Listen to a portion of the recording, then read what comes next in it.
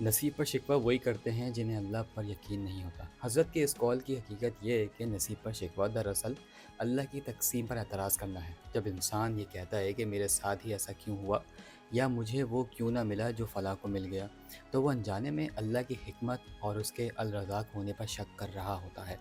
جس کا اللہ پر کامل یقین ہوتا ہے وہ جانتا ہے کہ اس کا رب اس سے 70 ماؤں سے زیادہ پیار کرتا ہے۔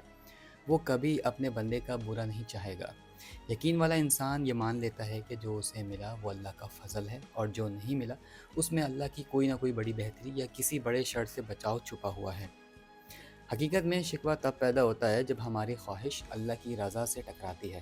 ایمان کا تقاضا تو یہ ہے کہ بندہ ہر حال میں الحمدللہ کہے، کیونکہ نصیب کا گلہ کرنے سے نہ تو قسمت بدلتی ہے اور نہ ہی سکون ملتا ہے، بلکہ یہ انسان کو اللہ سے دور کر دیتا ہے۔ جس دن انسان یہ تسلیم کر لے کہ میرا رب میرے لیے وہی چنتا ہے جو میرے لیے بہترین ہے، اس دن اس کے دل سے ہر قسم کا گلہ ختم ہو جاتا ہے، اور اسے وہ قلبی سکون ملتا ہے جسے دنیا کی کوئی طاقت نہیں چھین سکتی۔